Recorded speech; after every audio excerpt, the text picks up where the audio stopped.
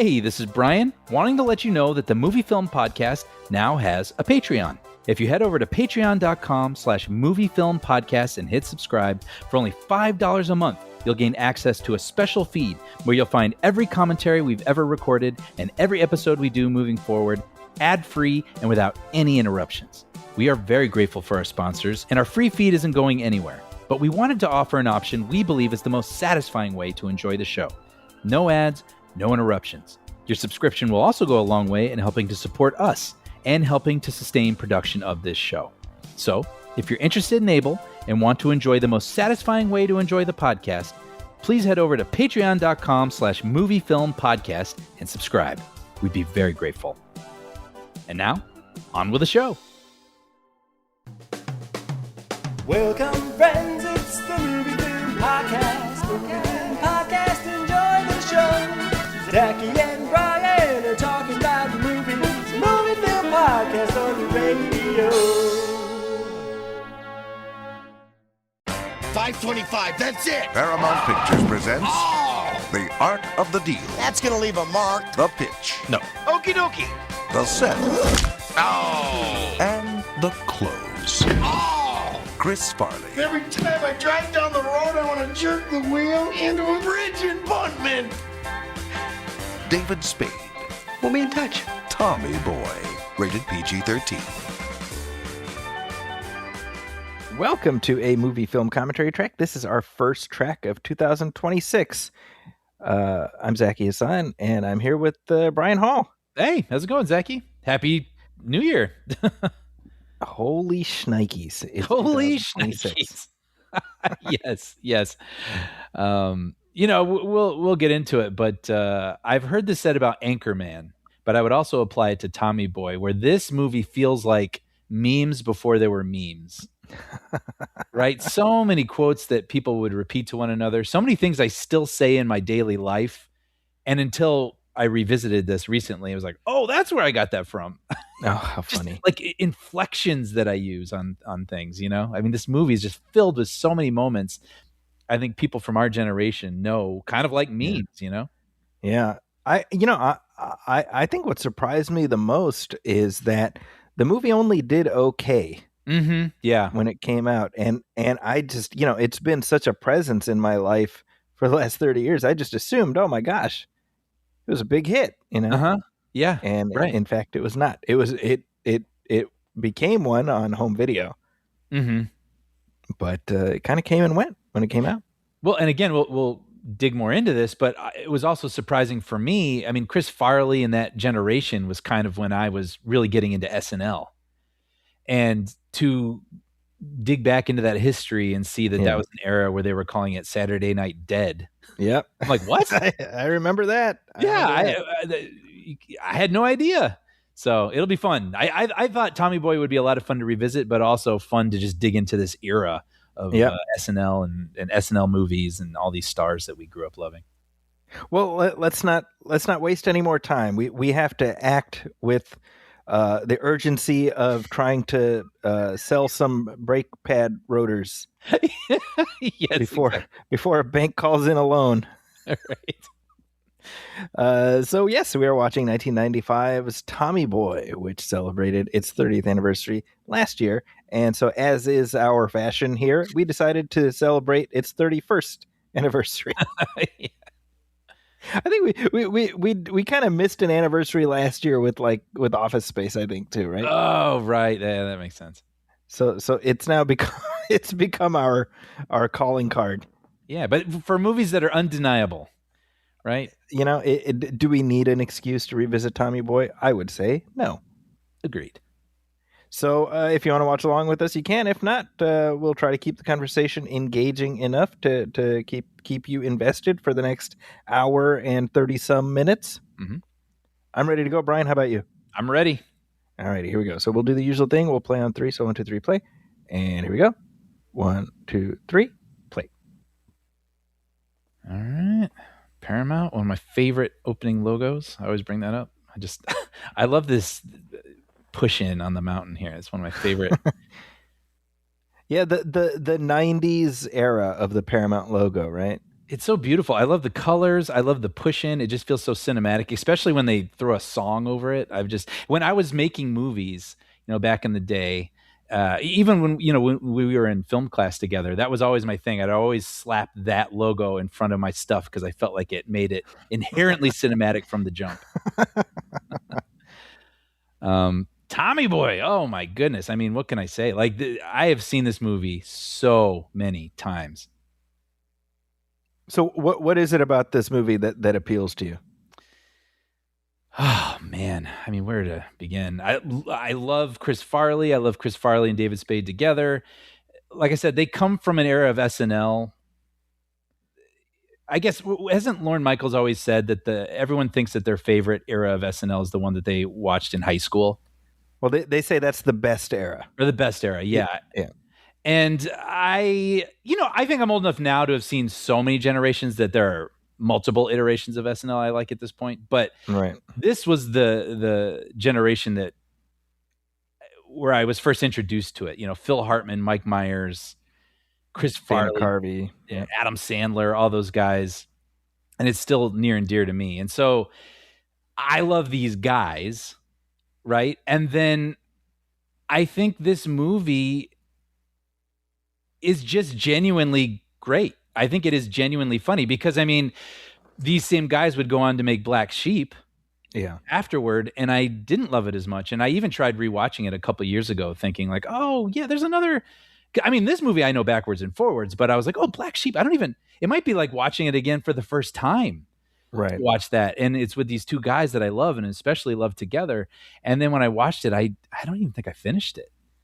Like, I just kind of got bored and turned it off. So, I mean, it's not just these guys. I think this movie really is a genuinely hilarious movie that's just wall to wall packed with funny set pieces and jokes and one-liners. But I think the secret ingredient is it has a huge heart.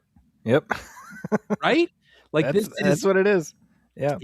Yep. I've shown this movie to people, people who've missed out on some of these 90s era movies, Billy Madison, Dumb and Dumber, whatever. And those movies didn't land like I thought they might. But Tommy Boy did. And I think it's because it's very genuinely sweet.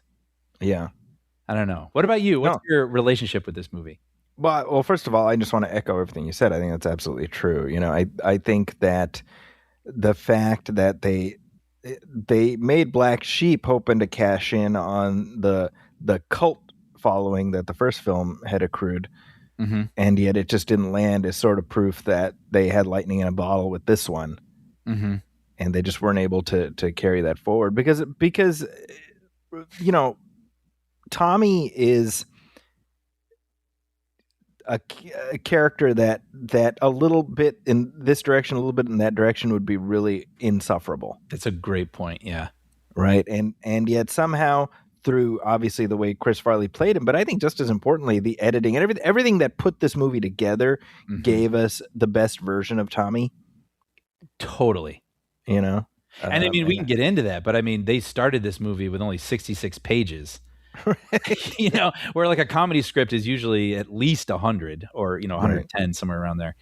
So a lot of this is, I don't know, these guys putting their best efforts out there, and maybe that couldn't be repeated. And all credit also to Peter Siegel, right? And Fred Wolf.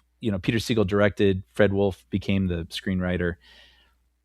Yeah, Peter Siegel coming off of Naked Gun 33 1/3. Yes, exactly. Yeah. And I do think there really is something to that, right? Like comedy directors almost don't get enough credit, but there are certain people that just know how to capture comedians well. Right. You know what I mean? And it's like the secret ingredient. Because it's not just enough to point a camera at Chris Farley. You kind of have to know how to bring something out of him. You kind of have to know how to capture it in such a way, Yeah. So yeah, just the alchemy of everything that came together on this one in particular, I think is what made it a classic. And it's just almost kind of sad that we didn't really get another movie of this caliber from Farley again, frankly. Yeah. I mean, had Chris Farley survived. One presumes they would have done something else together. Yeah. Well, and I read that after this, dude, that fall the table, dude. Chris Farley, man, he is magic, just magic. I mean, his physical comedy and the pathos that he brings, and like the twinkle in his eye, the sincerity, but also the mischievousness. You know what I mean? Yeah. Just one of a kind. Like he could come off like very annoying and frat bro-y and whatever, but he's got that like that giddy kind of thing that he also brings in like an innocence and a sweetness and anyway, sorry, I lost my train of thought, but I'm just watching Farley and just in love with him. Well, we were talking about the potential of them having made a third movie together. Yeah, so I guess after this movie, Farley went to Siegel and was like, "Hey, man, let's do this again." And my understanding is, I read a bunch of different sources, but that he might have shown him Black Sheep. Okay. And Siegel was like, "I don't think this is it." Wow. And Farley was really hurt and took it personally. Wow, no which kidding. Is a bummer. And almost, I mean, who knows? But you almost wish that he had then kind of trusted, like, all right, if we work well together, let's find something we all think feels like magic. Right. Again. But I can understand, Farley got fired in 1995 from SNL, the year that this came out. So you can imagine he's like, let's make some movies. Let's have some fun. Let's do the thing. And I feel like the output sort of reflects that a little bit. People are like, yeah, you're a ninja. Just be Chris Farley and be a ninja. You know what I mean? And it's like it just doesn't land with the texture, that this movie has. Which actually is kind of interesting. I was reading a lot of interviews with Peter Siegel, and he was saying that, because they didn't have a script, there was a lot of stuff from real life that, David Spade would say to Chris Farley in real life, and he'd go, "Whoop, that's going in the movie. That's going in the movie." Right. Like one example is Chris Farley came out of like a costume fitting wearing a sports coat, and he said, "Does this coat make me look fat?" And Spade was like, "No, your face does." And then Siegel's like, "That's going in the movie." So it's a lot of it was genuine stuff between these two guys and their relationship. Like they had a very brotherly relationship that was very funny and fun, but also kind of adversarial at times. They got huge blowups during this movie. But anyway, what I was going to say was there was a moment, not having a script for every scene, and Farley was in the brake pads factory, and Siegel was like, just go, do it, action, just do your thing. And Farley couldn't find it. He didn't have anything. And Siegel said that, and Farley got very frustrated, put on the spot like that, and frustrated with himself. Like, why didn't I come up with something? And Siegel said he learned an important lesson where it's like, you can't it's not like Second City, like improv, just go. You need to give him, you're in the brake pad factory and you have a helmet in your hand and you lose it and you don't want anyone to know. Go. Like give him a situation. And that was when Farley thrived. I thought that was interesting as, like a comedy lesson. Yeah, well, sorry. Again, the only reason I even thought of that anecdote was because then with the Beverly Hills Ninja, I don't know that they gave him as many scenarios, and we're just sort of like, hey, him running around being a ninja is funny. That'll be in right. And I don't think it is because I don't remember what the plot. I don't remember any of the heart. I don't think I've ever seen that one. Yeah. So anyway, sorry, you were saying. No, I think the instinct that, I mean, this whole movie started with Lorne Michaels saying, "Hey, he should be in a movie." Mm-hmm. And you talk about Lorne Michaels sort of sprinkling fairy dust on the lives of so many great comedians, right? Yeah. So obviously he saw something in Farley, and I just think this is interesting because, as you mentioned, this correlated with, just by chance, that same Saturday Night Dead era that resulted in Farley and Sandler getting shown the door at SNL. Like that was the same time this movie came out. Mm-hmm. Right. And so it's like, I don't know what the NBC execs had going on, but they were pretty obnoxious based on just what happened to Farley, what happened to Sandler, what happened to Norm. Right. And yet Lorne Michaels, I mean, he knew he had something special, and that's why he wanted to be in the Chris Farley business. Yeah. this thing with the buffer. I love the way that his head jerks, sort of like the tennis match, kind of side to side. Ding, dong, dong, dong. With his tongue sticking out. Yeah. Something I appreciate also, just looking at this movie with the sound off now, there's nothing more obnoxious than a comedy that's directed like a comedy. You know what I mean? Where there's like a fisheye lens the whole time and everything is made to look larger than life and big. I like that this movie is shot,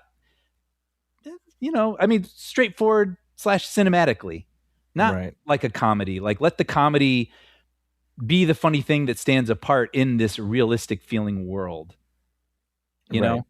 I feel like that always works 10 times better. I'd say the only thing that contradicts a little bit what I'm saying is the score is pretty big, which I'm not always a huge fan of. And I feel like it goes right up to the line for me in this, where it does kind of work. Although it does I hate when like comedy scores punctuate the comedy. I don't think it does that too much, though. Not too much, but like I'm saying, I feel like it walks up to the line, but doesn't cross it. It fits. It fits it reminds me a little bit of Alan Silvestri when he was asked to score Back to the Future. They were like, make this movie feel bigger than it is. And you hear that score and you really take a step back and think about the story. And you're like, yeah, that is like a really bombastic score for like a kid who just needs to get his parents to fall in love. And, but it makes it's perfect. It fits the movie perfectly. And it gives the movie this unique, large personality. And I think so. That this score does kind of the same. Yeah. David Newman, the composer, I think he's a very solid composer all the way around. Yeah. And so I think he does what's needed. I think to the point about how the movie looks, it looks like a real movie, kind of what you said. Yeah. And when you've got Victor J. Kemper, the cinematographer, who did like Dog Day Afternoon and stuff like that. What? I didn't know that. Yeah. Like like you're gonna have a certain it's gonna look like a real movie. Yeah, it's smart. I think that really helps. I wanted to mention I love the relationship between Big Tom and Tommy. Mm-hmm. Yeah. So much, right? Because you can imagine the version of this movie. I mean, you got Brian Dennehy, and he's like, "Oh, you idiot," kind of thing. Yeah, right. Right, but it's so important that Big Tom loves Tommy for who he is. That's the thing too, is he's also not this delusional, annoying guy who just thinks his boy can do no wrong. No. Right? That would be annoying and make us like Tommy less, maybe. Yeah. Exactly. But like he knows Tommy's a little rough around the edges, but he believes in him. Yeah. Yeah. Rob Lowe in his Lorne Michaels asshole phase. Yeah. This is his victory lap after Wayne's World, right? Exactly. Yeah. I think I read somewhere that he said he was playing tennis with Lorne. And Lauren was like, hey, I want you to play Chris Farley's stepbrother. And Lowe's like, you got it. After Wayne's World. Well, that's the interesting thing, because he had soft committed. Yeah. And so they weren't 100% certain if he was going to be able to do it. So they were even auditioning. I think McConaughey auditioned for the role. I read about that. Yeah. Yeah. But as I think the earliest idea was the movie is about Chris Farley and Rob Lowe as brothers. Yes. And then just through the process, it's like, no, we got to have David Spade in here. And then just how everything changes. Mm-hmm. Yeah, because it was originally called Billy the Third, a mid-western. That's right. And it was written by Bonnie Turner, Terry Turner. They wrote Wayne's World, right? Or they were writers on it. Pretty sure, yeah. And went on to create Third Rock from the Sun. So I mean, they're great writers. But it was like a stepbrother comedy. Yeah. And then it just and if I'll tell you one thing I know, comedies about stepbrothers do not work. There is not a single example of a movie about two mismatched stepbrothers that could ever be funny. Yeah. One thing I know for certain. That would be funny if this was released the day before Step Brothers was released. As God as my witness.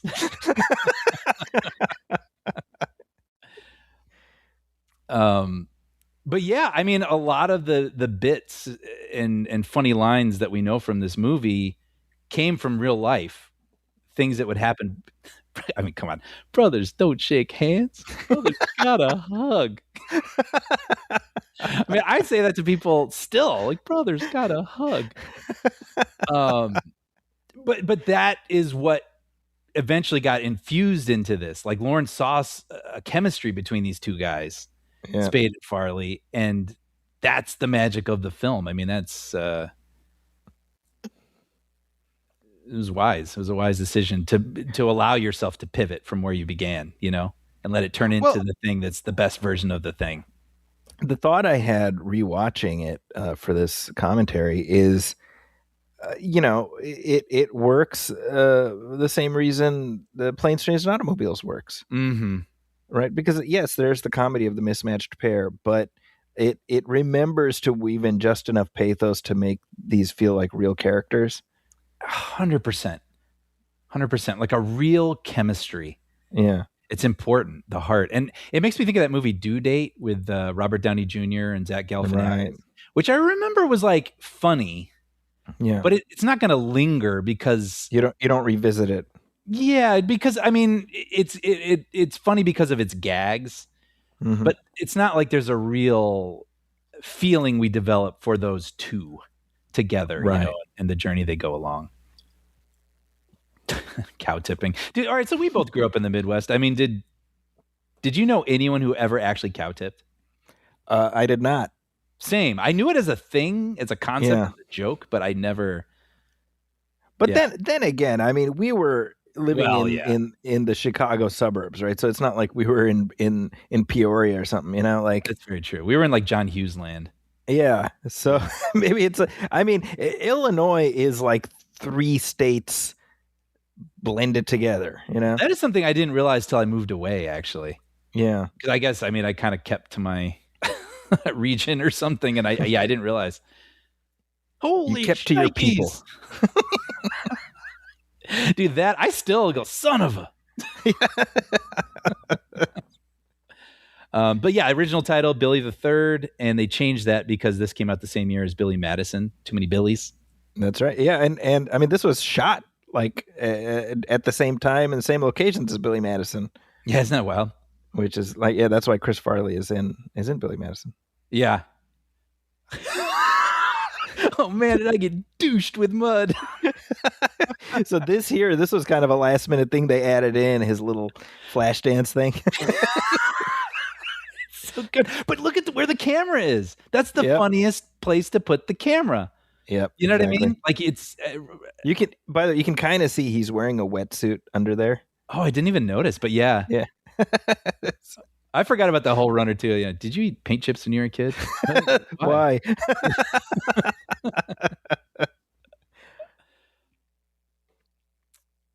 Sorry, let's get a phone call. Tell them you're watching Tommy Boy. But yeah, Rob Lowe is uncredited in this, which is kind of interesting.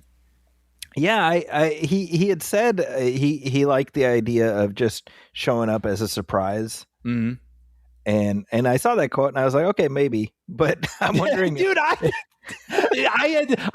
literally wrote that down as a note and then I put cover ? Right? I'm wondering if somebody's agent messed up.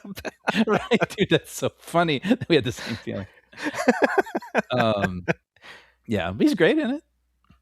A little more, if it's possible, a little more cartoony than Ben or Benjamin or whatever in Wayne's World. Yep.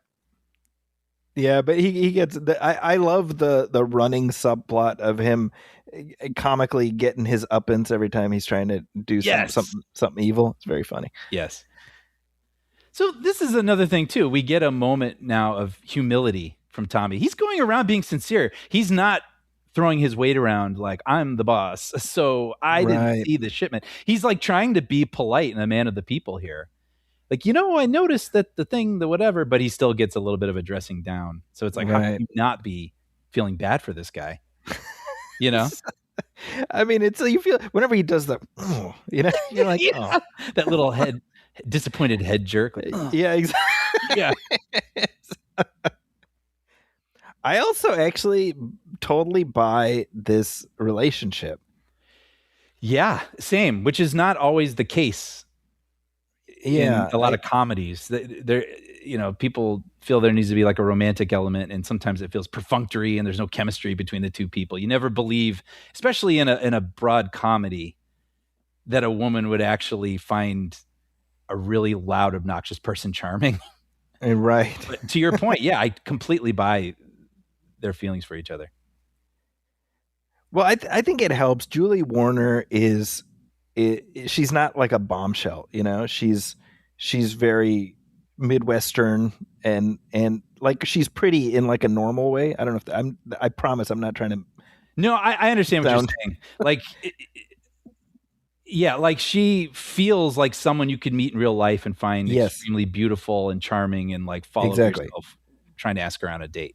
Exactly. Right. So there's sort of a similitude to it, And she's like cool. Mm-hmm. You know what I mean? Like she holds her own. She's not just there. Like she's got some business that she's trying to hold down while they're out on the road. She's not just there to support Tommy per se. Yeah. She's got her own things going on, which is nice. I really only know her from this and Doc Hollywood. Doc Hollywood, yeah. Which is funny because she's really good and memorable in both. So I'm surprised I don't know her from more, to be honest. She was also in what's that Billy Crystal movie you're talking about? Mr. Saturday Night, is that it? Oh, I remember that existing, but I can't say I remember that. I remember from that. Oh, funny. Okay.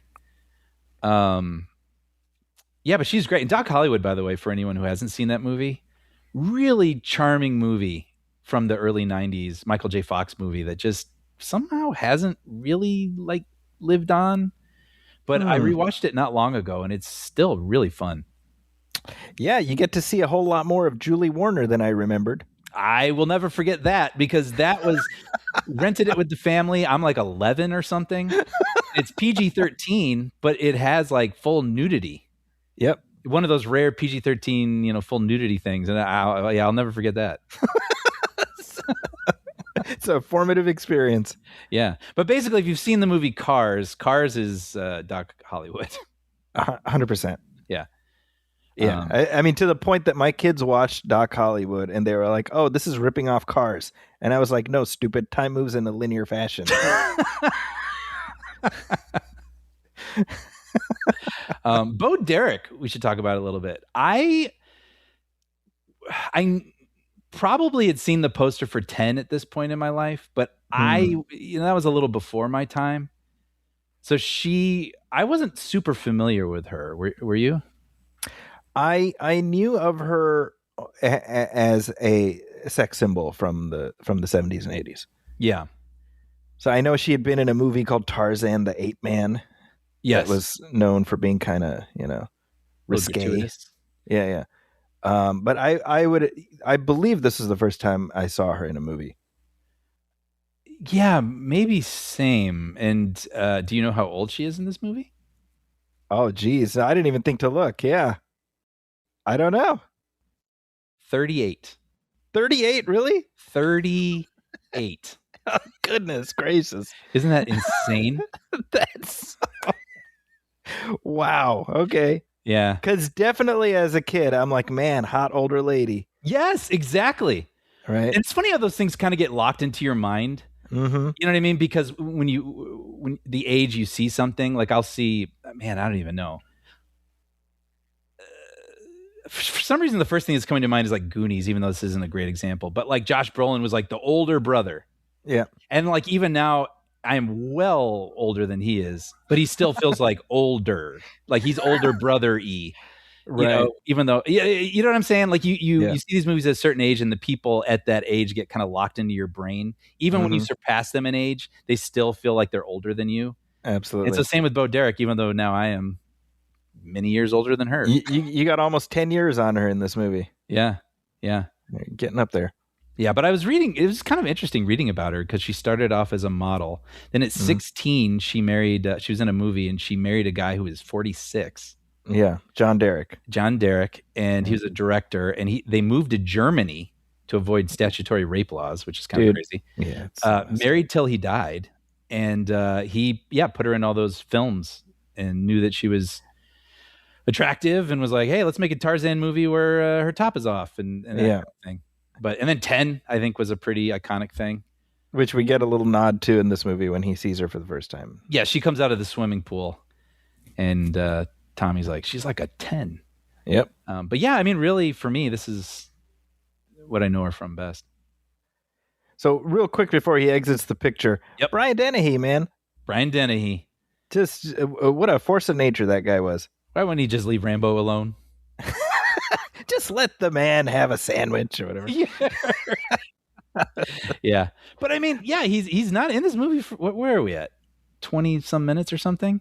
And he makes a big impact, and he is the part of the heart that we feel through the rest of the movie. Tommy's motivation, not wanting to let his dad down, knowing how close he was to him, and even how David Spade's character is kind of the awkward side person that no one seems to like. Yeah. He had a special relationship with this guy too, and you would believe that they could. Right. Yeah, I mean, it's a nice moment later in the movie, you know, when he talks, like, why is he so pissed off at Tommy? And it's because, you know, he was like his dad, and, you know, you had dad and you didn't even cherish it, kind of thing, you know? Now, real quick, you know, you put Amazing Grace in a scene, and you're going to get me misty-eyed. One of those songs. Especially on bagpipes for some reason. Right. I don't know why. Ever since Mr. Spock died. Oh, right. But, you know, you got to appreciate this movie for having the patience to not only have that scene before the wedding where Tommy and Big Tom are talking. Yeah.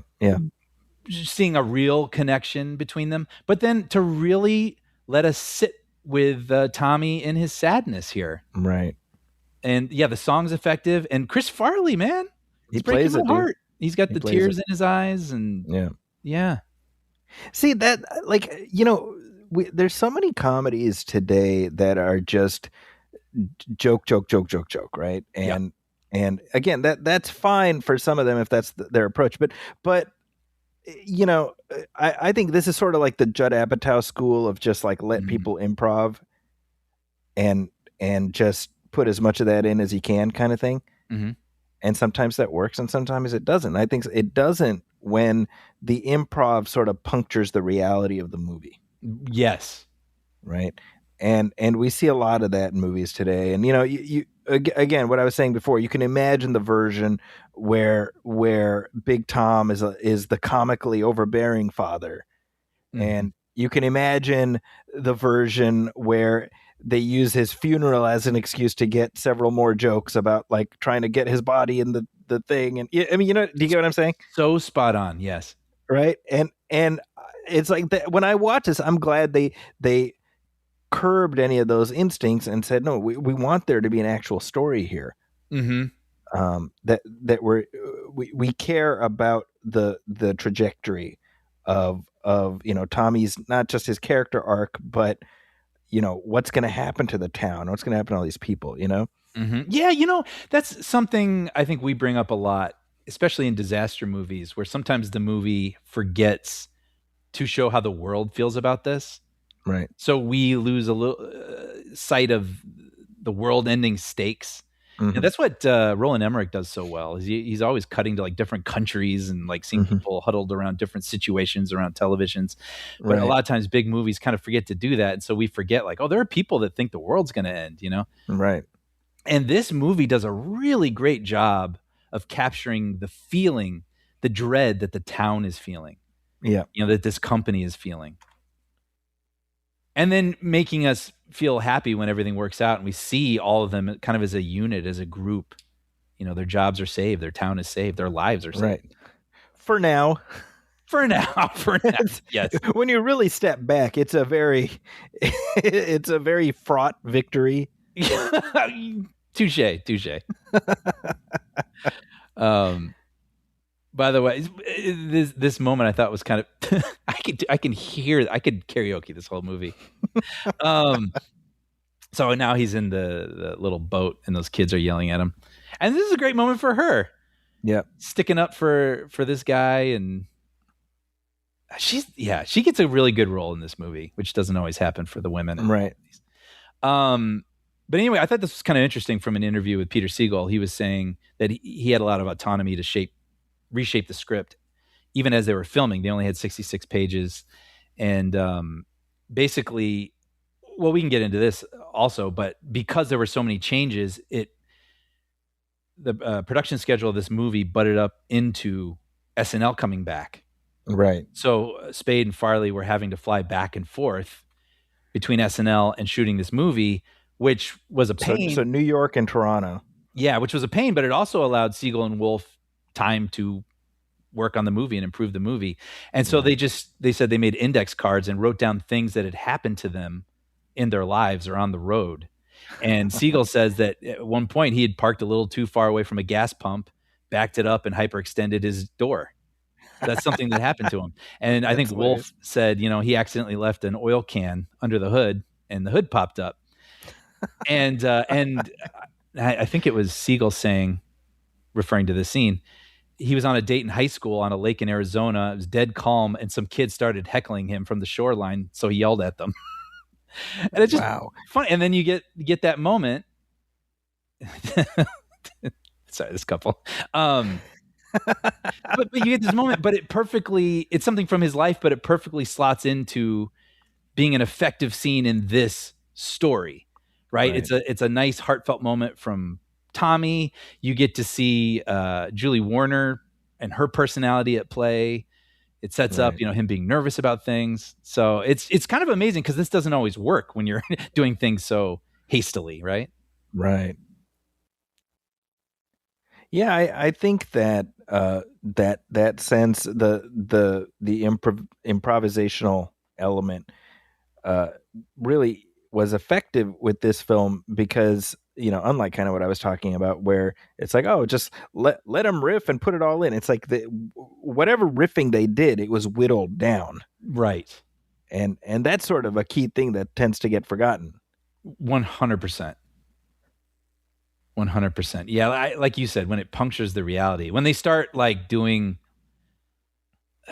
when they repeat the joke over and over, where it'll be like, who you look like? You look like Native American Joe Pesci, even though that is a funny line in Kiss Kiss Bang Bang. But that became a Mad Libs type joke that so many movies kept repeating, where you look like the not version of what the thing looks like thing. But then they would do 4 versions of it in a row, and it's like, what? This does, you know what I mean? Come on, guys, trim, trim. Pick the funniest one, and let's move on. So even though this was shot in Toronto, they certainly managed to evoke Ohio, sort of I think so. The Midwestern salt of the earthness. I gotta say also, I really admire road movies because I think they're, when they work, they are so fun and so memorable, and they're so episodic that if you're flipping channels and you see the set piece, you're like, oh, I want to see the set piece where, Spade is giving the gas station guy a hard time about the map, and in the background, Farley's struggling with the door, or the when they're singing the songs, Eris 2, and the Carpenters and everything. But we love those because they work. And then when you watch a road movie where those set pieces aren't funny, right? You know what I mean? And I hate to say this, but Pee-wee's Big Adventure, I think, is one of my favorite comedies of all time. It's a road movie, and all the people he meets along the way, the dinosaur thing, the singing hobo on the train, all of it is very, very funny. But then when he did the movie a couple of years ago for Netflix, it was another road movie, and I remember he stopped at a snake roadside attraction kind of thing, and halfway through I didn't find the snake handler very funny, and I didn't find the situation and I was like, oh no, I just wasn't laughing, and it made me realize it's really difficult to come up with set pieces that are on the road, are very funny, and are things that are repeatable that you just want to see over and over again. No, I absolutely agree. The little bit there with the clip on, he pulls up it's a clip on. Are you sure? Yeah. this oh dude, This I'm as Tommy illustrates the utility of their brake pads with this fella's model cars. yeah. Oh my god! Every single time I watch this, I'm like tears streaming down my face by the end of it. I gotta go to the bathroom. Not now, damn it. I'm burning alive. And then before that too, when he's just accepting every rejection. No. Yep. Okie dokie. Yeah, now let's see what happens with the other guy. The way Farley's playing this. Not now, damn it.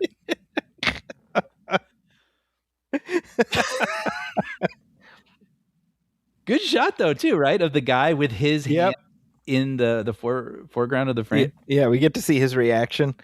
Yeah. I can't feel my legs. And then the guy's the meat wagon. Oh my god. Yeah, but with like he's like mimicking chomping on a big cigar. Oh man.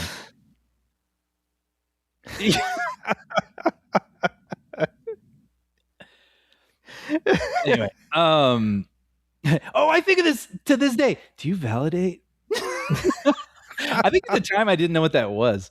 You know, I was like, 15 or something, 15. But now I think about it all the time. Do you validate? I mean, this again, you go from that's something you're not going to turn the channel. She's a quart low. And then now we got this whole gas station sequence, which is really, really funny. So I don't know. Road movies. If you can come up with those set pieces, then do it. But if you don't have them, move on. Yeah. You know? And then what I love too. So last thing I'll say, I like that each of them gets to be themselves and gets equal amounts of time to be the funny one. Right. Like this thing between Spade and the gas station guy is very funny. Like his sarcasm, you know? Right. And we get the physical comedy of Farley at the pump. Yeah. Anyway, sorry, what were you saying? Well, that's kind of what you sort of got into. What I was going to say is like, you know, there's such a like the David Spade persona, right? Mm-hmm. And this movie very smartly leans into that. Mm-hmm. And I think that's like to me, you know, I don't find Joe Dirt particularly funny, right? Or what was that other one? I forget. There was another movie he headlined, and I didn't think it used him very well, right? Because. It's brilliantly framed.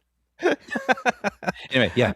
But I mean, I think that you know the David Spade snarky smirk persona is what people like from him. You know. Yeah. And they're not competing with one another. Who can be the loudest? Right. You know.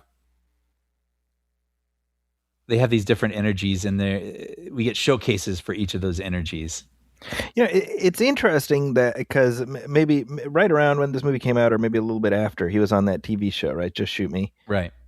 And that was around the same time Phil Hartman was on News Radio, and both of them were kind of like the on those shows, right.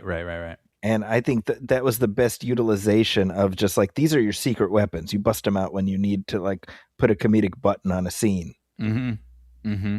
Right. The whole thing doesn't need to revolve around them, but they're a secret ingredient. Totally. Yeah. You know? That's it. I got to call that out. What did you do?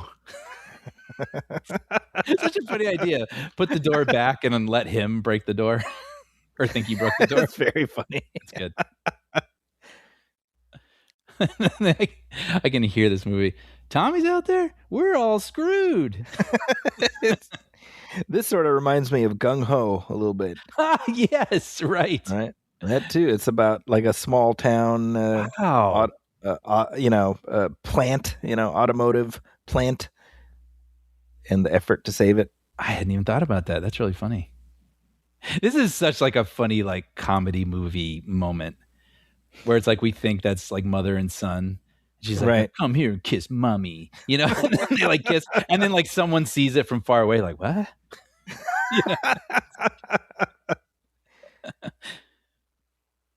So Rob Lowe must have been in his early 30s probably when he did this, right? I'll say he was 31. Okay. Yeah, because I'm obsessed. I was gonna look up everybody's ages. I have this thing now where I do it. Google will just tell you. I used to do the math. Now I just go to Google and I'll just speak into my phone and be like, "How old was Rob Lowe when he made Tommy Boy?" And he'll be like, 31. Like you always ask, Brian. It's at this point it knows you so well. Right. Yeah, I was thinking about how Bo Derek, like, I think the fact that she had been around so long, we sort of assume that she was older, Speaking for myself, I think it makes me think of like I remember if I was watching SNL in this moment, if they were joking about a model or someone that they found attractive, they would probably say like, Cheryl Tiegs, right? Or Bo Derek, and I was like, okay, well, I don't really know who that is, but I know that's from like the previous generation, like that's there. So Right. for me or for us, I'll say, it was like Cindy Crawford. Or whatever. And I remember the moment when I said something referencing Cindy Crawford and realized she had now become like Cheryl Tiegs, right? Which Cheryl Tiegs was for me. I was like, oh, there, okay, there. Okay, cross the Rubicon. Yeah. By the way, I read that deer's legs, that was goat legs. Oh, interesting. And so they just painted them to look like a deer. And I was like, the movie. Wow. Movie magic. Movie magic. Just the way too, they're like, I didn't mean to kill a deer. Shut up, it's not my fault. So funny. I was also reading that it like took whoever handled the deer, when the deer eventually breaks out of the car, it took them 5 weeks to train the deer to do that. To get wow. What they would do is they would feed the deer in the car and let it eat in the car and poop in the car and just get comfortable with it so they could get it in the car so it could run away for that one freaking shot. Wow. And I thought, man, movies are weird. Right. I mean, we really take a step back sometimes and think about it. You're like all the time and money and just so adults can play pretend. Right. It's so funny. And hopefully make $32 million. That's the thing, right? I was thinking about that because I saw that it was 32 million worldwide. And I think I read Siegel say somewhere that it wasn't released worldwide. Okay. So like that, it made 32 in the US and that's 32 worldwide total because it wasn't released worldwide. Gotcha. And I was like, oh, that's so interesting. I mean, you think about it, like now globally, just through the internet and everything, we're all kind of aware of other people's things. Things are not just big in the US, they're big around the world, right. or we catch on to things from other territories more easily than we did back then. You know what I mean? So these two SNL stars, maybe they just didn't seem like, why would we release this in Germany? That is interesting. And sometimes I think that like when I travel, like I remember being in France and, you would see some major movie playing there, but then you would also see, some comedy part 2 that I've never heard of that stars, big stars in France. And I would think, wow, there's like a whole culture, and popular series that this country knows about that I've never heard of. Right. Like I found that fascinating. And I don't know. I think that if anything, when I hear the numbers, I'm like, look, they didn't clean up theatrically, but they ended up doing okay, right? And I'm kind of like, where are the comedies at this budget level today? Yeah, like they don't exist anymore, And who would you put in them? I mean, I guess you could do SNL stars. Well, then you have those like Lonely Island movies, right? Like Pop Star, which is very funny, but it was not a hit. That wasn't a hit, right? Yeah, it's kind of weird how his hair is sticking up. Just the ecosystem has changed. But anyway, yeah, I read a lot of interviews with Peter Siegel. And he was saying at the 10th anniversary of this movie, Paramount sent crews out all over the country to interview cast and crew. And when he was doing his interview, he was like, wow, this is a lot of effort, for this movie, and it wasn't even that big of a hit when it came out. Why the fuss? And he was told, well, Tommy Boy's a top 10 seller for Paramount. And Siegel's like, what do you mean? Like this year, recently, last 10 years? And Paramount's like, no, of all time. Like top 10 seller of all time. And he's like, hold on. You mean Raiders of the Lost Ark, The Godfather, we're in the top 10. And Paramount's like, yeah. So that's how this movie got its legacy. Home video. Yeah. Hey, what a concept. Yeah. Yeah. That's what we're throwing away in service of the algorithm. That's true. I've seen a lot of things in my life. Well, let's talk a little bit about SNL movies. I mean, you had Blues Brothers, right? In 1980, I want to say. Was there anything between that and Wayne's World? There must have not explicitly based on SNL, no. Okay. Maybe SNL stars or something, but not. Not inspired by a sketch. Because then that became a big thing when we were kids, right? You had the Wayne's World movie, which was a phenomenon. And then you had like Cone. So then they're like, oh yeah, let's do it, all of it. Like Coneheads, Stuart Smalley movie, it's Pat. Yeah, the 90s was an embarrassment of embarrassments.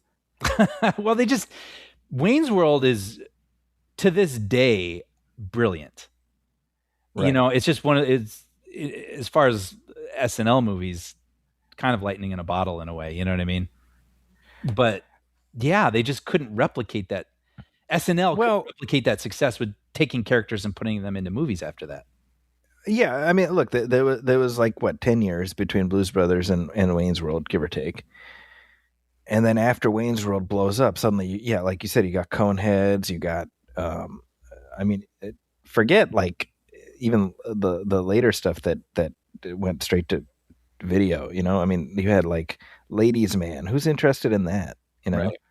or Superstar, or I mean, even Night at the Roxbury, which I guess has something of a cult afterlife. Yeah, I know a lot of people that like it. I did not really connect with it, even though I do like that sketch. Yeah, but that's the point. It works well as a sketch, right? But a lot when of they start talking, do I find them as interesting? Yeah, and it's Pat. I think that that ended up not even being released because I mean, who's interested in that movie? I don't know. I mean, it's just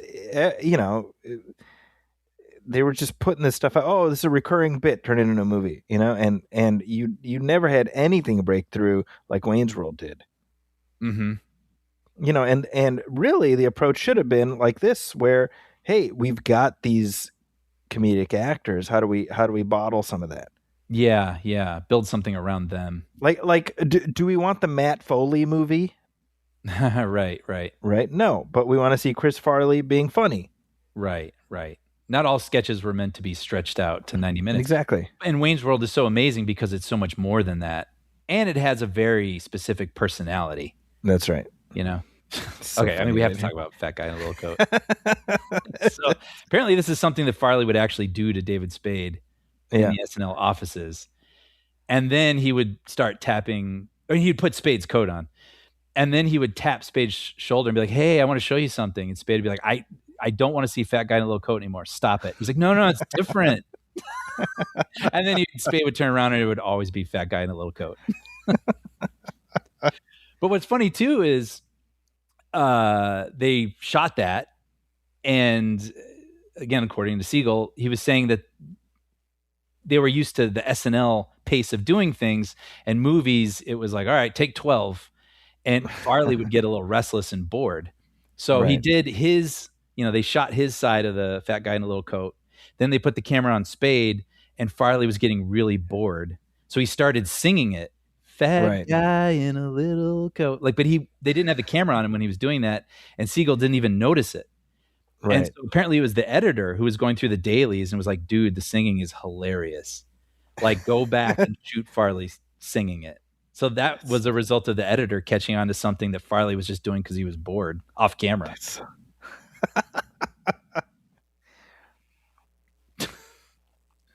Yeah, that's terrifying. I've had that happen where my the hood flips up. Yeah. Wait, tell me the story. Well, I had just gotten into an accident that nearly totaled my car. Mm-hmm. So there's that. This is 2012. It was a van, and so my car was already pretty badly wrecked. So I'm trying to get off the highway, and whatever was holding the hood in place didn't last. So up it pops, and yeah, that's pretty goddamn terrifying, dude. Like up on your windshield like that? Oh yeah, yep. And bear in mind, it wasn't just me by myself. I had my whole family with me. What did you do? I pulled over. Yeah. Like, I mean, did you stick your head out like Ace Ventura? And like, I mean, did you have to? Yeah. Well, yeah, you're basically navigating by mirror, you know? Mm-hmm. I got to where I needed to be, and I put it down, and then I mean, that car was wrecked. From where it was, I had to just get it towed. Dude. Yeah. Terrifying. Wow. Well, I'm glad you're here. Yeah, I wish it was. I wish it was something as simple as leaving the oil can inside the. Right. It wasn't that.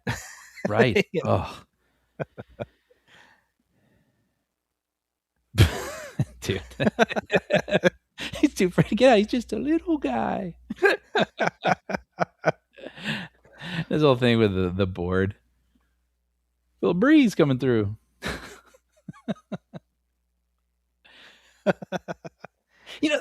Excuse me. That's the thing too, where sometimes movies, when they do this kind of thing and they turn on each other and they get angry, and if it gets physical, it's not funny anymore. Right. But this, somehow they managed to make this really funny. Yeah. I don't know. It's just the right tone, the right balance. And then, of course, I'm sorry playing here. And then this is such an incredible joke. That huge mark on his face. Yep. Oh, man, his face is really sore. Not here or here so much, but right here. It's so good. Of course, whenever you see two guys eating at a small town diner, you can't help but think of Planes, Trains, and Automobiles. Totally. Ship shape. You know what's funny? Also, there's if you watch the outtakes from this movie, you can go on YouTube. There's one that made me burst out laughing, and it's from this scene. And basically, really? Okay. It's this scene over the shoulder of Farley, so it's not even on his face. But one of the crew members goes, hold up, the door's ajar. Talking about the door of the restaurant. Mm-hmm. And Farley goes, how can a door be ajar? And then he goes, and he just starts laughing really hard. But then he stops himself and goes, stupid. Dude, I lost it. Because it's like, oh, he really is that guy. Yeah. You know what I mean? We're really seeing a lot of Farley here, Well, that's sort of, I mean, you when you read about him, you realize how much of insecurity, just underlied everything that we saw, and how, what we see as effortlessly funny was him sort of just wanting approval, Mm-hmm. Mm-hmm. And I mean, it is kind of like the sad clown metaphor, Yeah. It tends to happen an awful lot. Yeah, unfortunately. Yeah. It's funny. So Ebert, I always look up the Siskel and Ebert review. He hated this. gave it 1 star. Although he did later go on to say that he loves Chris Farley. He's like, I love Farley. I love him on SNL. I just don't like the movies he's in, which I can understand. I can appreciate that. but this whole thing here where this is pretty big, where he's talking about why he's not a good salesman, and he takes the dinner role and he starts doing a funny voice and he destroys the role. It's funny because I can imagine seeing this in another movie with another actor and finding it annoying. Right. But there's something about Farley, and obviously it works on a lot of people. But for me, like, I just love him, so I find it charming.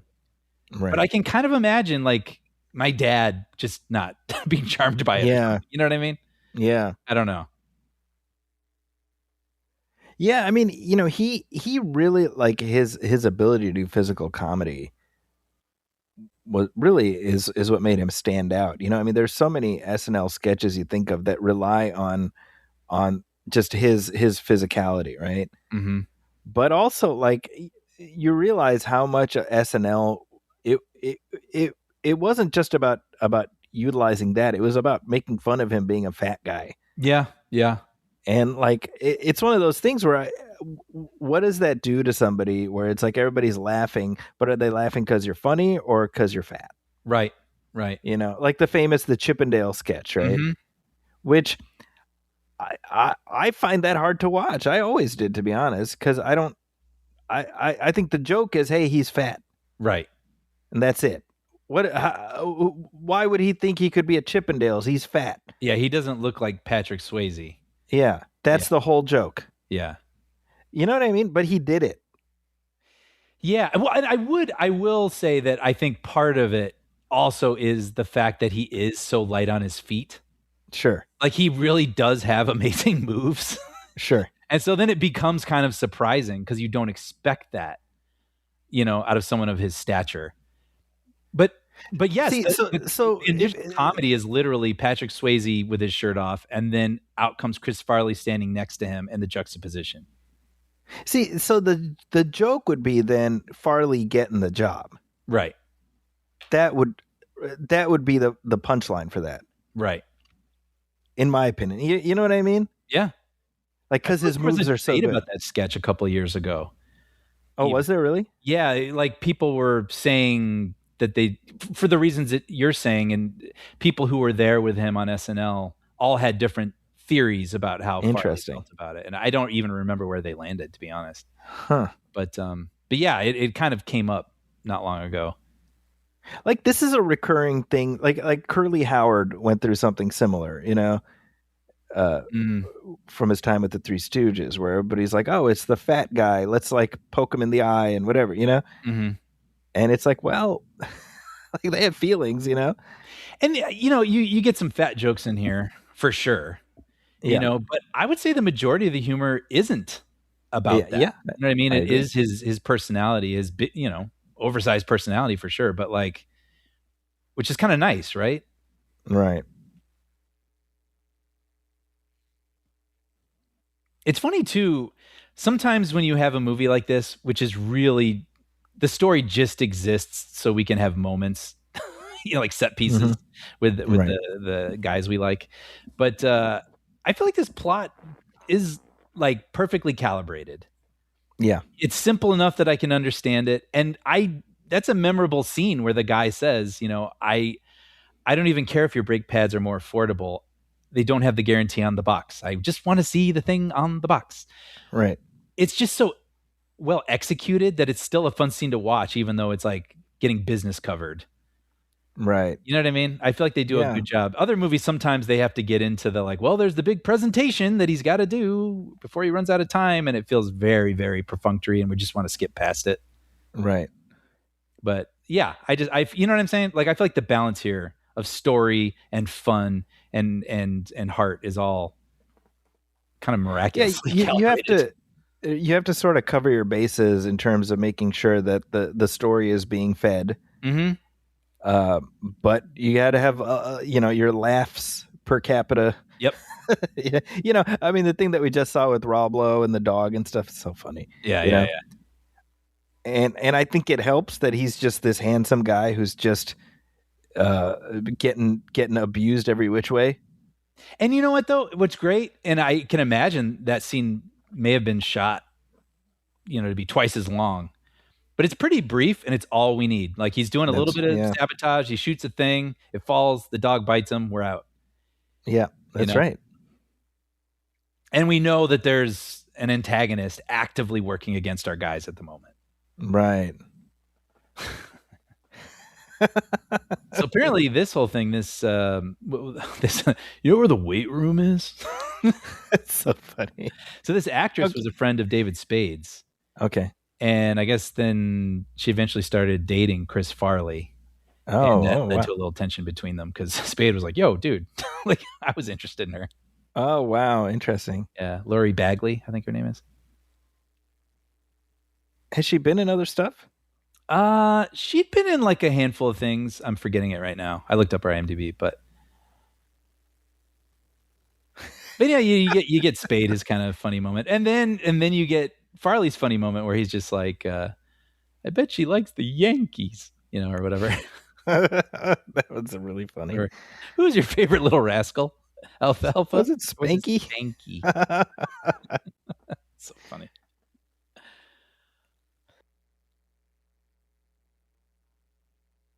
That's really I mean, funny. Makes me think of Vacation a little bit. Just like the pool. Oh, sure. Dipping. Yeah. Yeah, Richard, what were you doing? See, you know what I like about this is it gives Tommy his moment, Yes. right? Where he gets to have one over on him.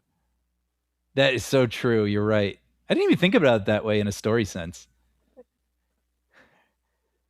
Right? Like Richard.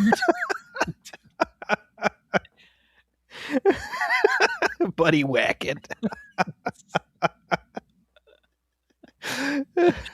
There's a pretty girl. But like apparently I was listening to Spade talk about, they would get into some pretty epic fights. Really? Yeah. And like one of them was I guess they had these crazy schedules going back and forth between SNL and and sometimes when they shoot they go to their hotels exhausted. And I guess one I can't remember who it was. So I won't even speculate. But it was one of them had spent a night out with Rob Lowe. Okay. And I think it might have been Spade actually. They had like dinner and then Farley found out the next morning and was really upset about it. Like that they felt left went out. without him? Yeah, and it created actually a really big fight. And they had to like stop filming for a minute and like so it's kind of interesting. Like in a way I don't love hearing it, but on the other hand, they obviously loved each other too, and it just really makes you just understand the dynamic of their relationship. It felt very brotherly. Like they had spats, but they also really got along and had a chemistry with one another and loved one another too. And it's just that it's amazing they were able to bottle that into this movie. Yeah. Well, and obviously, I mean, that's something that Lorne Michaels saw on SNL, behind the scenes of SNL, where he was like, no, but you got to have both of them in it, Right. And there's a story I've never forgotten. I think about it sometimes, but they'd get concerned from time to time about the way that Farley would, treat his body, the way he'd eat, the way he'd drink, all that stuff. And there was some story that Spade tells where Farley had like a steak. And with each piece of steak he would take a little slice of butter and put it on top of each bite. Oh my gosh. But then he would look at Spade and go, "It has a hat." I don't know why that just always stuck in my head. You can just imagine it, like sometimes I'll think that when I'm like cutting butter, it has a hat. I mean, the thing is that when Farley died, what was it 99, right? 97. It was not 97. Yeah. Chris Farley? December 97. Really? And he hosted, we can get into it, but he hosted that SNL that they were a little concerned about. October 1997. Jeez. Yeah, and that was it was noticeable that he was off his game.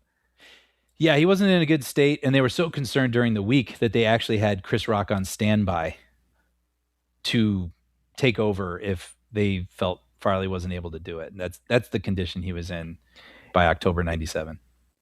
December 97 he dies, and then what is it? It's like May of 98 that Phil Hartman dies. Oh wow, is that right? I'm pretty sure. Oh, it's just heartbreaking. Yeah, I mean both of them, Mm-hmm. Phil Hartman was May of 98. I was right. Yeah. I mean, obviously for their family and friends, I wish they had, lived longer lives, but just selfishly as a fan, thinking of everything we missed out on. Mm-hmm. You know what I mean? Can you imagine like Chris Farley in a Paul Thomas Anderson movie? You know, Right, he would have figured it out, like the way that he used Adam Sandler in Punch Drunk Love, and That's right. just it's a funny physical gag. I just what I love is that he's just like, okay, I gotta go. Strangely, he's the one who's experiencing the most cartoonish things in this film. I know. Only him, really. You know what I mean? Everything else is pretty plausible, but he's got like, his shirt goes up that pneumatic tube. You know, that he gets chased by the dog, and at the end, like a big sandbag falls on his crotch. Like, well, see, look, you get to spend a movie a decent amount of time with making out with Bo Derek or with her in various stages of undress. You're right. Bring on the sandbags. That other shoe got to drop somewhere, you know. Right. Man, it's crazy to me that basically 2 years after this movie came out, Chris Farley was gone. 2 years, yeah, and he had done well. I mean, hugely successful and beloved on SNL, at least by us. You know what I mean? Yeah, Where you had the Matt Foley character, like you said, and I mean that the hidden camera coffee commercial sketch so is funny. Maybe one of the hardest times I've ever laughed. Yeah, exactly. And then, he was in a handful of movies. He had that really funny cameo in Wayne's World where he's that roadie. Yep, the roadie. That's right. And then he's in Wayne's World 2, playing kind of another roadie, actually. And he's got that moment where they're like, he keeps falling over and he can't get the microphone stand back upright on stage. And they're like, why do you stay? And he's like, I got nowhere else to go. Which is funny because I learned years later that came from like Officer and a Gentleman. Officer and a Gentleman. I only know it from that movie. It's so funny. Yeah, but then I know that scene from Officer and a Gentleman. I don't even know how I first saw that, but don't you say that. I got nowhere else to go. Dude, that's hilarious. I gotta watch it sometime. Yeah, it's like that reference, and then that Simpsons where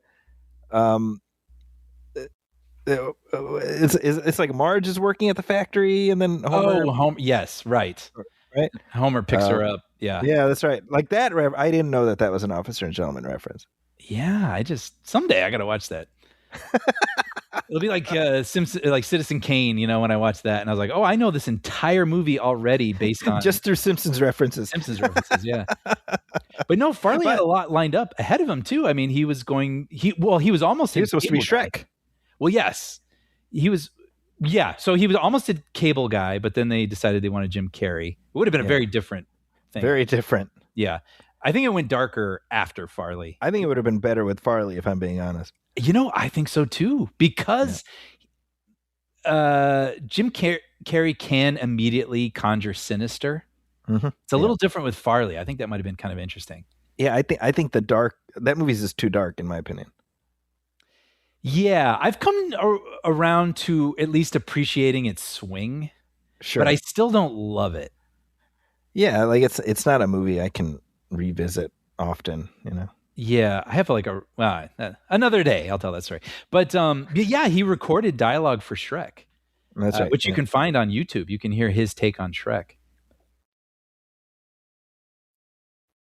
But it'd been very different. Yeah.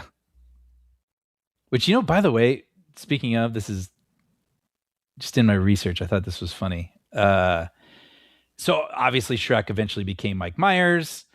Mike Myers recorded the whole thing one way and then decided that Shrek should be Scottish, and so or have a Scottish brogue, and which is something that he does often. So anyway, to tie this all together, I was just looking up research about quote unquote Saturday Night Dead in that era, and I saw this article from Entertainment Weekly, 1995, and they came up with like a top 20 list of things SNL can do to improve the show. I know one of them was get rid of G.E. Smith. It's it says something like that, or give him a haircut. I remember that. I remember that article. Which, like, what the hell, dude? Like that poor guy. Dude, I love G.E. Smith. He's cool. And they shit canned him. They kept the band, but they shit canned him. Damn. Well, I don't know what was the story behind that. But number 13 is refuse to indulge Mike Myers' UK obsession.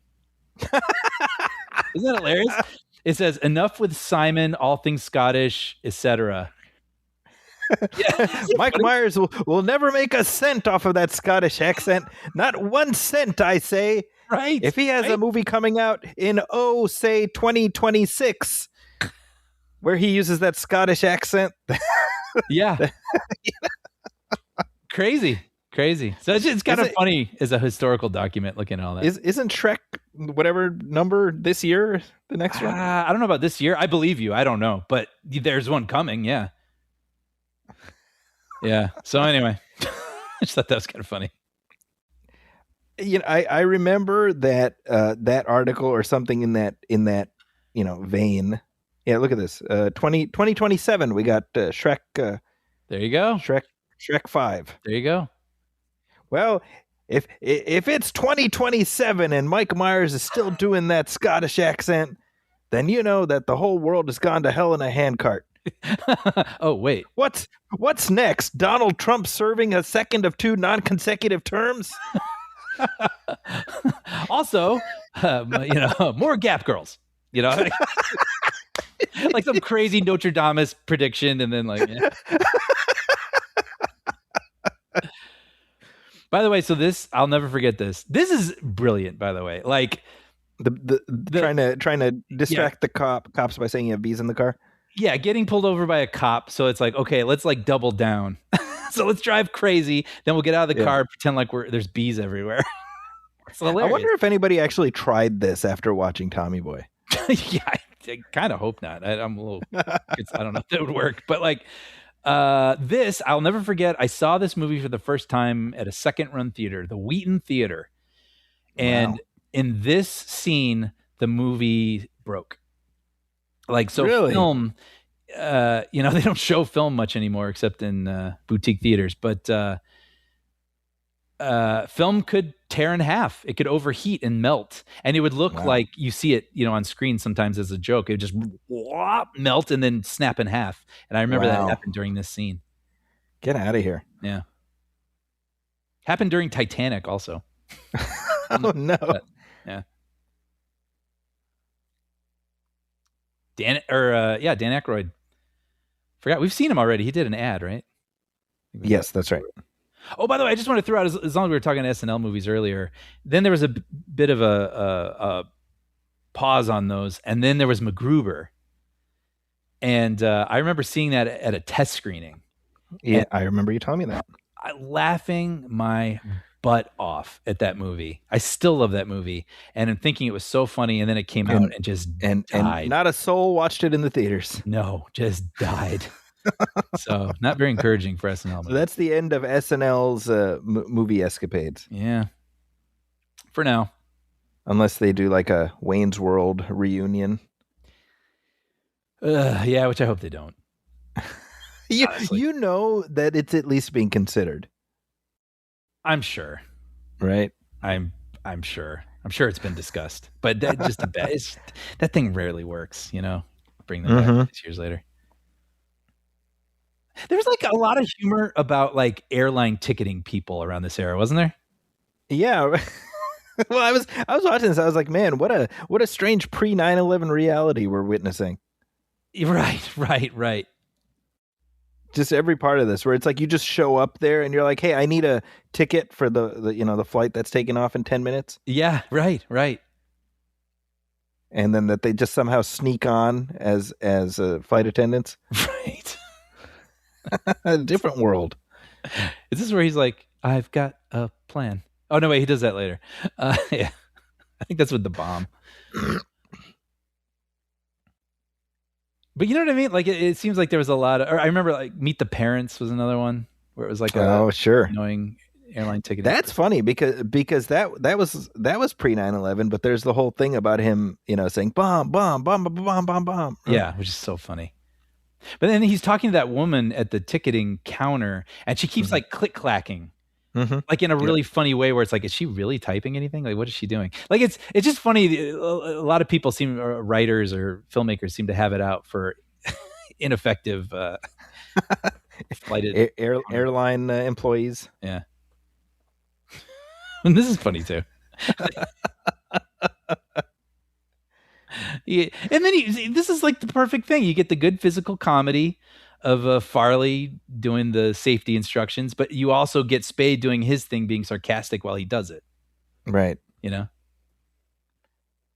That's why they made such a good team. Yeah. Yeah, they don't take away from one another. They just complement.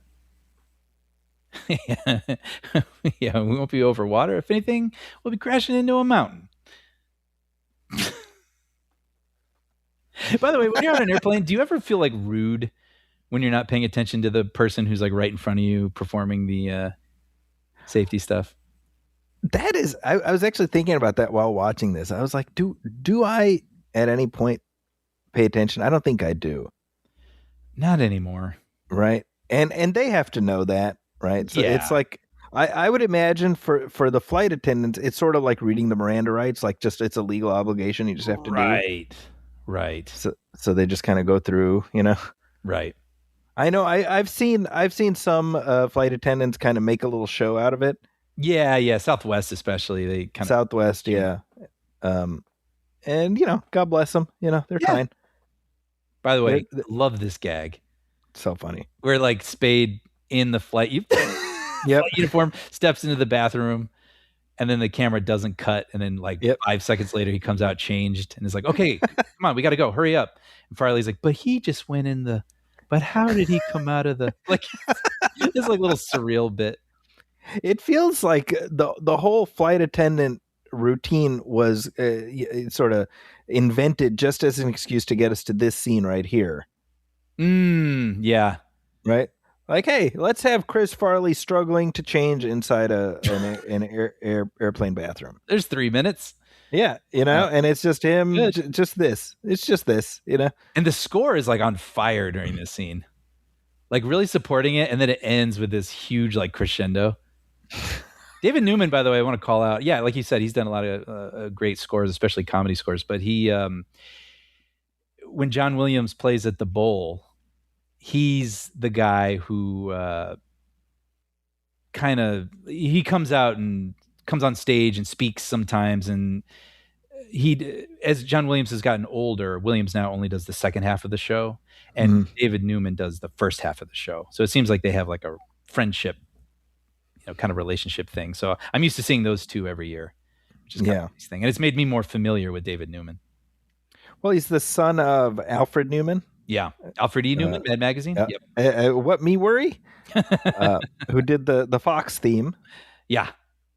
And also he did the score for a movie that, I like quite a bit called The Phantom. Oh. Yeah. And it has a really good score. Yeah. Chicago. Mid-90s Chicago at that. Yeah. Is this? What is that building? That I do not know. I was wondering. Yeah. It's so funny though. But it's funny because when they're in the cab, it felt like it. Right. Yeah. Man, I love Chicago. I went back recently, and I remember thinking I hadn't been back in a long time. Would it still feel like home? Mm-hmm. Or would I feel like kind of like out of place? But no, I mean, slipped right back in. It's just such a cozy, big city. Do you ever think like what's the version of you that stayed there? What is he? What kind of life has he lived? No, but not for any reason or another. It just But yeah, I don't know. I think about that sometimes, where I'm like, I'm so grateful for everything that I've gotten to experience in California. But part of what I'm most grateful for is that I get to go back to Chicago, and it's like a holiday for me. Yeah. Well, now I'm going to get a little. What's the sliding doors? Yeah, exactly. Sort of like a little different, but the Occurrence at Owl Creek sort of thing, where like I have this moment where I live a whole lifetime in my mind, get married and have a dog and the kids. And then I snap back as the credits are rolling. You're like, Brian! The movie's over, man. You've been quiet for 27 minutes. And I'm like, Timmy!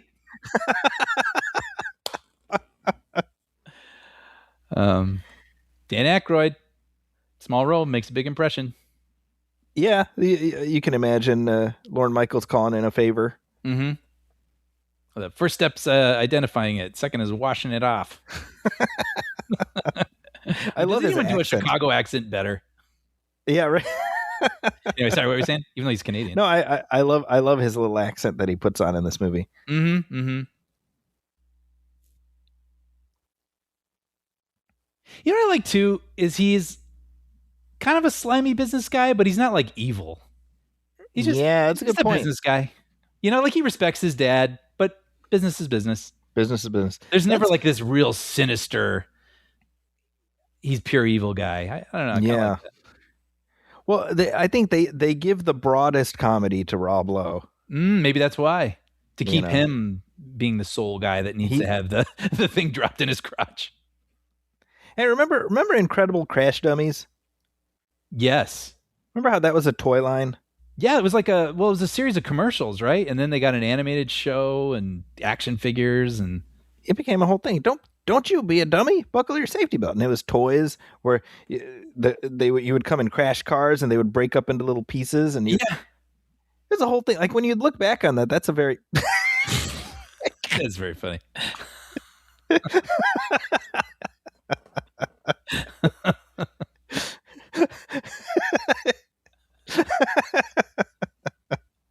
That's the toupee bit. That's Spade's tube blowing off. Yeah.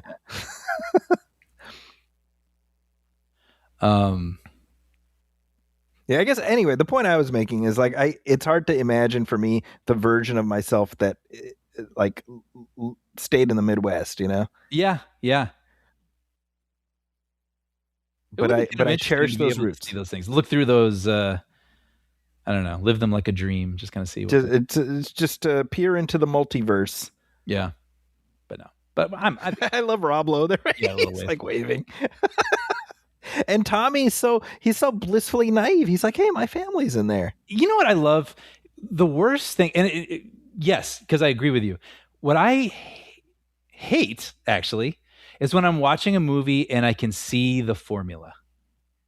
You know what I mean? So sometimes I'll be watching a movie and it's starting to feel a little long, and then something will go epically wrong, and I go, oh, wait, no, we still have the third act to go. You know what I mean? Like I'm literally thinking about the screenwriting math, and I'm kind of ready for it to end. And here, I mean, that is like a classic, perfect, what's the worst thing that could happen at the end of the second act for Tommy to have to regroup and then succeed in the third act.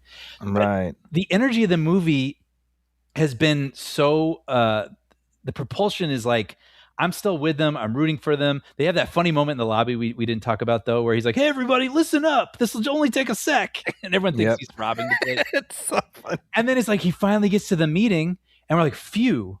And then the twist of, seeing the villains in there, I'm genuinely surprised because I thought Tommy was about to have a win. Mm-hmm. Like, that's when the formula works. Yeah. Right? The story's working. Yeah. And then, like you said, too, his sweet, innocent, naive, like, hey, why's my family in there?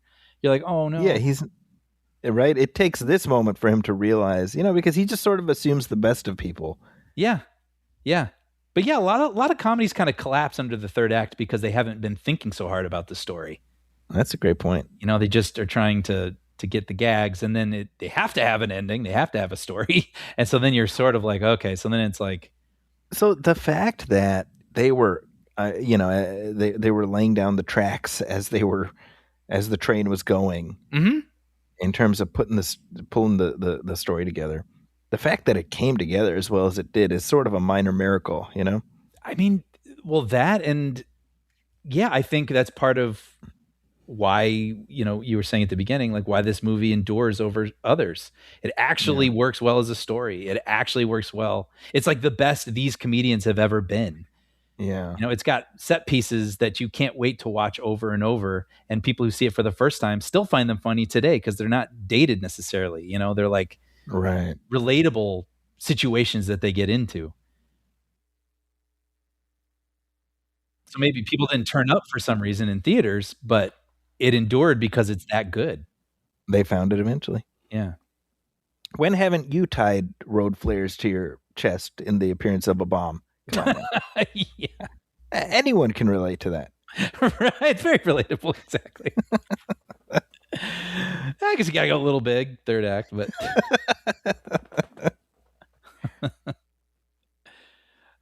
but yeah, no, I would attempt that. I wouldn't have attempted it then, but I definitely wouldn't attempt that now.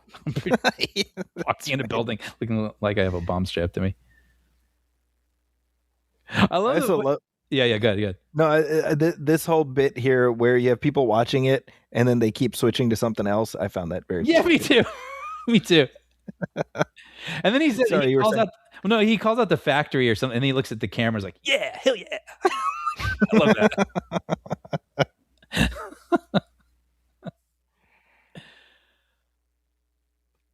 Speaking of SNL movies, I mean, this is just a couple of years before Blues Brothers 2000.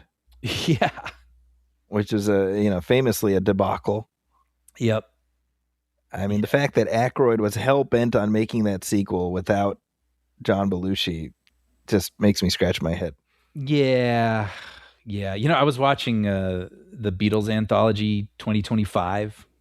Mm-hmm. Well, here we go. Yeah. You guys want to watch American Gladiators? Yes. Like, yeah, everybody keeps turning away. That's so funny because a lot of times in movies they want you to feel like this is really important, so they make all these other people feel like the thing that's happening is important. When why would they? Right. That's really, I never thought about that. What a funny subversion that is. It's a very funny gag. Yeah.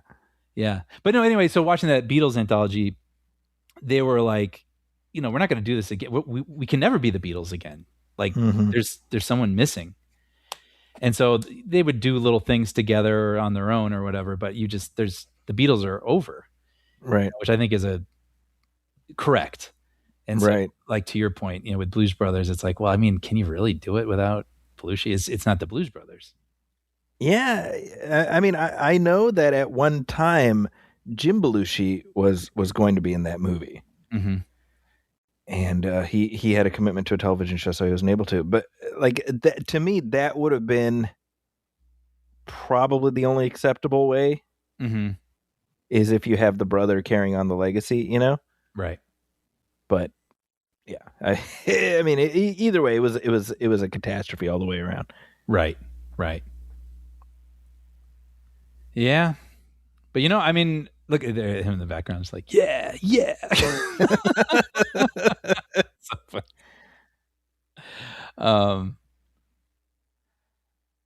No, I was just looking at some of the things I had written down, and I actually saw their schedule where they basically would shoot on Monday, Tuesday, Wednesday, then travel to New York Thursday, Friday, Saturday. Wow. Okay. And then they would travel back on Sunday.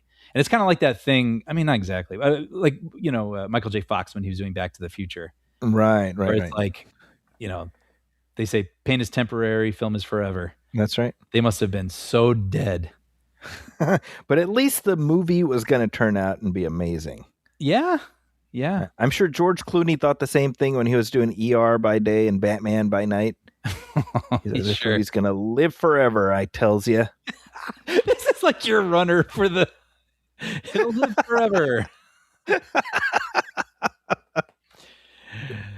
Clooney and Batman synonymous with one another for until the end of time. Who could follow that up? No one would dare. And the one outgrowth of that movie is that almost 30 years later, Clooney can always be counted on to apologize for Batman and Robin. It's one of those things at this point where I want to be like, dude, it's fine. Let it go. It's all right. Yeah, I mean, I'm sure he actually doesn't really think about that when he falls asleep at night. But still, I mean, I think see this right here. He gets flung, and then the big thing falls on his balls. You're right, man. He is like living a. Dude, Rob Lowe is really funny in this. Yeah. That is kind of funny for being such a pretty man. Yeah. Like he's willing to be a goofball. Yeah. And even in Wayne's World, after he has the whole proctology, inspection by the cop or whatever, Yeah, well, it's that thing where it's like, well, whatever. I look like this. I can get away. You'll laugh. Good point. Yeah. It's kind of John Hamm syndrome, Oh, that's an interesting comparison. Yeah. Right.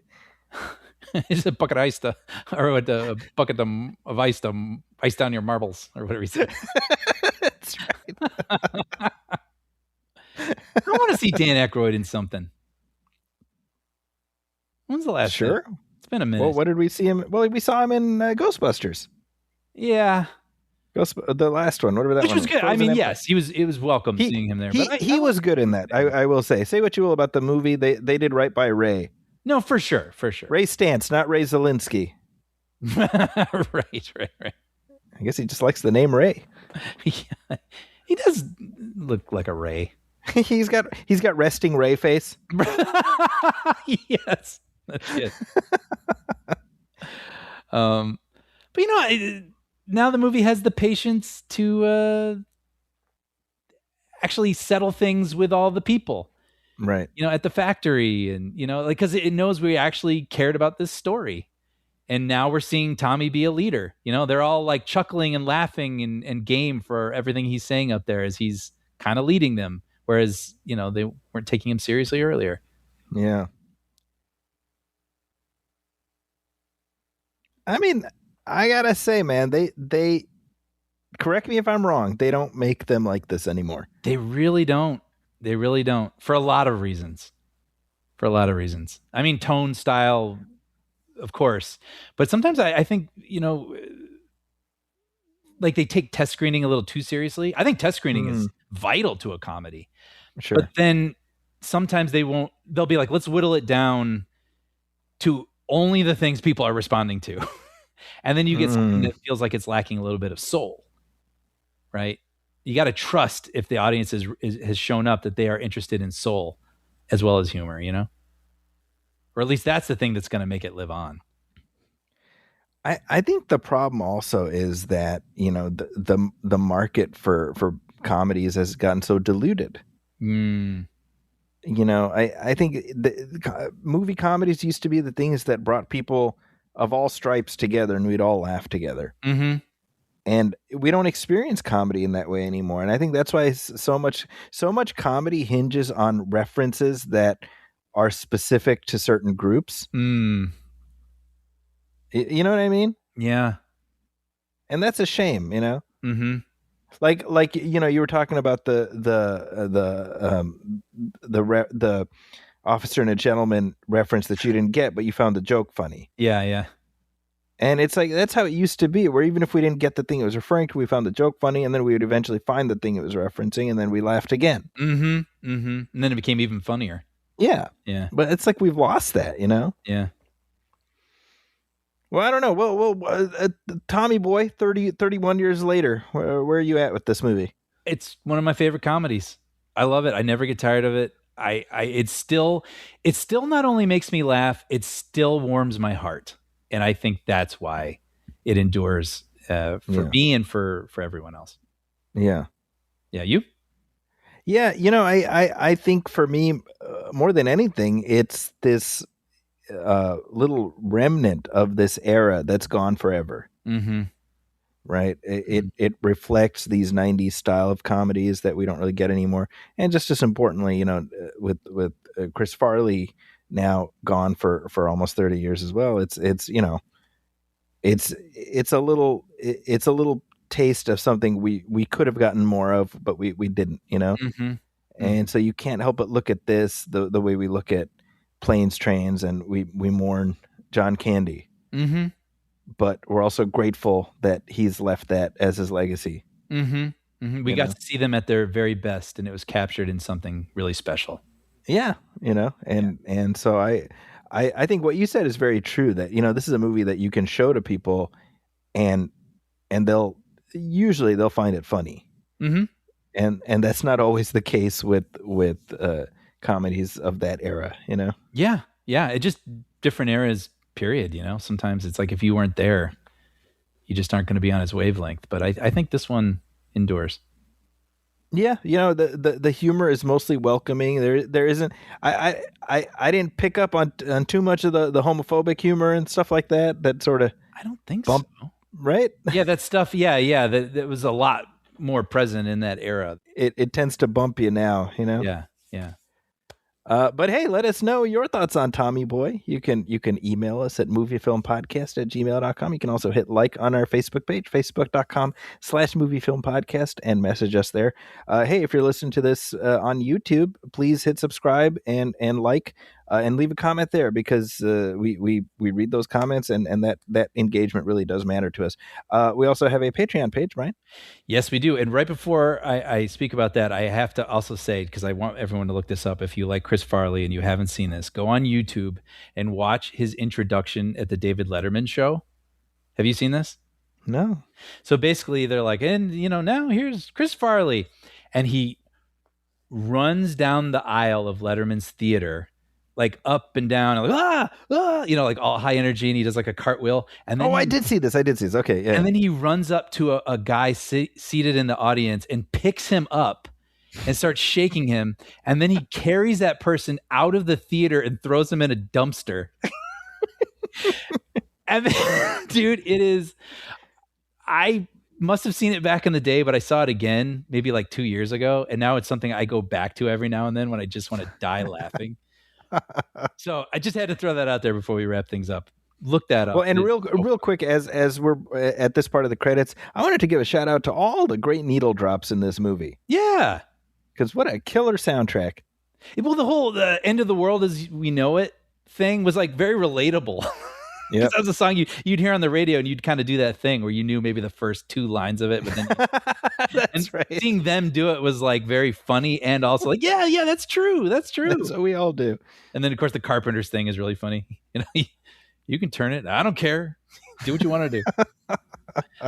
Anyway, Patreon, Brian. Patreon. So yes, we have a Patreon. If you head over to patreon.com/moviefilmpodcast and hit subscribe for only $5 a month, the price of a cup of coffee, you'll find every commentary we've ever done and every episode moving forward absolutely ad-free. Our free feed will always be available, but this is our way of providing what we believe is the most satisfying way to enjoy this show. And especially with commentaries, it's nice to not have ads and interruptions butting into the conversation, particularly if you're trying to follow along with the movie. Also, now beginning in 2026, Zachy and I are going to be dropping extra bonus content, conversations that there just wasn't enough room in the regular episode to fit those things in, but we still want to have those conversations and we want to share them. Plus, your subscription goes a long way in helping to support us and helping to sustain producing the show. So, if you're interested and able, please head over to patreon.com/moviefilmpodcast and subscribe. We'd be very grateful.